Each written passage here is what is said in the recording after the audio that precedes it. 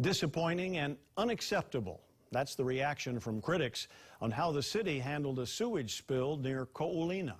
The city initially said that more than 1,000 gallons of raw sewage spilled when a force main broke last week.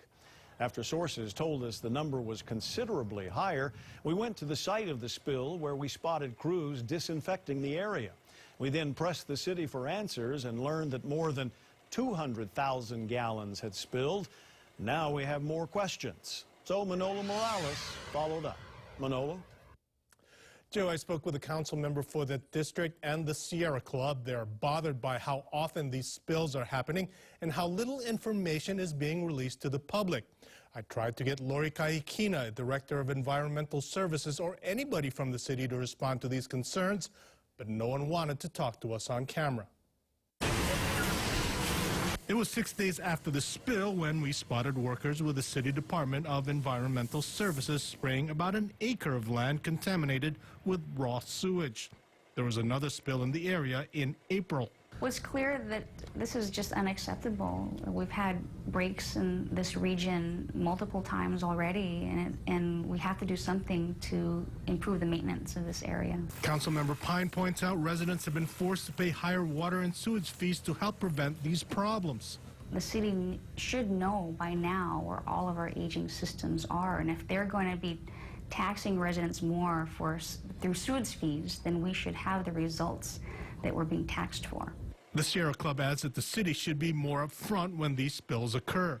There's a big difference between 1,000 gallons and 200,000 gallons. So I think that discrepancy needs to be explained, and it needs to be made aware more frequently and of course, more freely. We've been trying to get somebody from the city to talk to us on camera for the last couple of days to get more details about the spill, but instead I got an email from the spokesman saying no one is available today. We got another email that gave a timeline of the spill. Trouble call at 9:30 in the morning. Crews arrived at 10. The contractor arrived late in the afternoon, and the work was done the next day.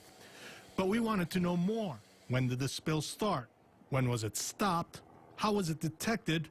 As to the 200,000 gallons, is that how much actually spilled or just the amount collected? We also wanted to know when the city knew that it was 200,000 and when they were planning to tell the public. Late this afternoon, still no interview, but yet another email. The city says the 200,000 was known on December 1st, the day after the spill. But since it did not reach the waterways and was confined to an unimproved area, the public was in no danger. So in other words, if we don't ask, the public will never know.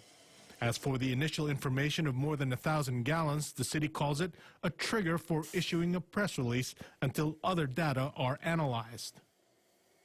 As for the other questions we posed, Owens wrote that those will be answered when the final spill report is filed with the State Health Department. We will let you know when that happens.